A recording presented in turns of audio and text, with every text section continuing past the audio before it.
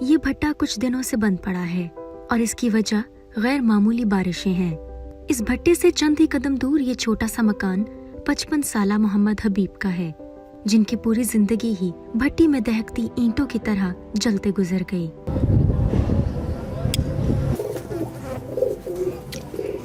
मुल्तान के इलाके करम टाउन में मोहम्मद हबीब गुज़िश्ता 18 साल से अपनी अहलिया और 6 बच्चों के साथ रिहाइश पजीर हैं। मोहम्मद हबीब का ताल्लुक समाज के उस तबके से है जो तपती धूप और शदीद गर्मी पड़ने की दुआ करता है, क्योंकि इसी मौसम में ही उनकी मजदूरी का काम चलता है।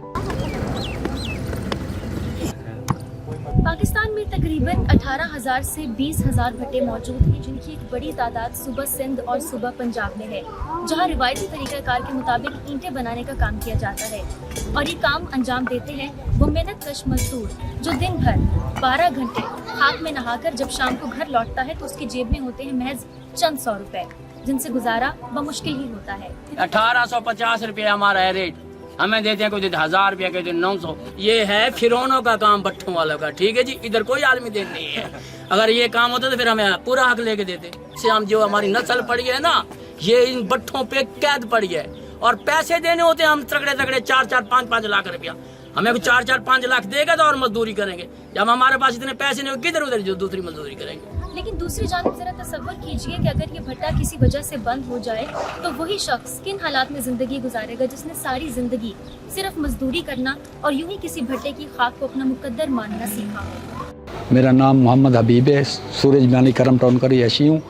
और जो है तो मैं 55 साल मेरी उम्र है। 30 साल से भट्टे पे मैं आग जलाता हूँ। एक भट्टे पे तकरीबन 300-350 मजदूर काम करते हैं। कोई ईंटें बनाने वाला होता है, कोई मिट्टी डालने वाला होता है, कोई भराई वाला होता है, कोई केरी वाला होता है, कोई निकासी वाला होता है। ऐसे ही कोई जलाई, हम तो जलाई करते हैं तो हम भी 5 बंदे होते हैं।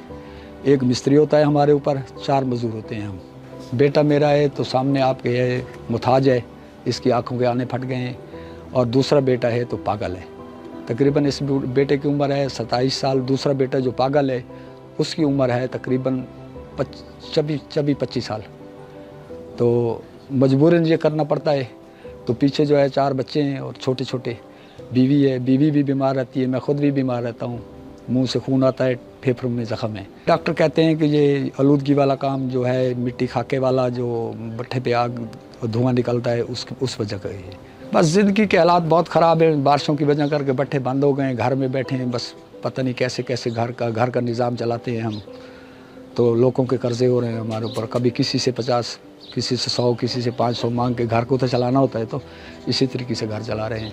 5300 हफ्ता मिलता था, उसमें मेरे घर का निज़ाम चल जाता था। 4 बच्चे हैं पढ़ने वाले, इनका निज़ाम भी चल जाता था। बारिशों की वजह करके हर भट्टे पे काम बंद है, मज़दूर फालतू हैं। 7 वाला भट्टा है तो इसके ऊपर मज़दूर पूरे हैं। मैं 2 दफ़ा गया हूँ काम के लिए तो मज़दूर पूरे हैं। तो मिस्त्रियों के साथ जाता हूँ तो मिस्त्री उम्र को देखते हैं, 55 साल उम्र है इसकी, तो कैसे काम करेगा। कल भी मैं गया था 2-3 मिस्त्रियों के पास भी, मुझे काम पे ले चलो 1800 रुपये झाड़ी है तो चलो घर का निज़ाम तो चलेगा। कोई नहीं लेके गया। दुनिया भर में हर साल 1 मई को मजदूरों का आलमी दिन मनाया जाता है, जिसका मकसद मजदूर तबके को दरपेश मसाइल के हल और उनके हुकूक के लिए आवाज बुलंद करना है। पाकिस्तान की 95% आबादी मेहनत कशों, मजदूरों और मुतवस्सित तबके पर मुश्तमिल है, जिनमें से एक कहानी मोहम्मद हबीब की जिंदगी की है, जिन्होंने सारी जिंदगी मजदूरी करके चंद पैसे कमाए और आज भट्टा बंद होने के बायस मजदूरी से हाथ धो बैठे हैं। मोहम्मद हबीब की अहलिया नौरीन गुज़िश्ता चंद सालों से जिगर के मर्ज में मुब्तला हैं।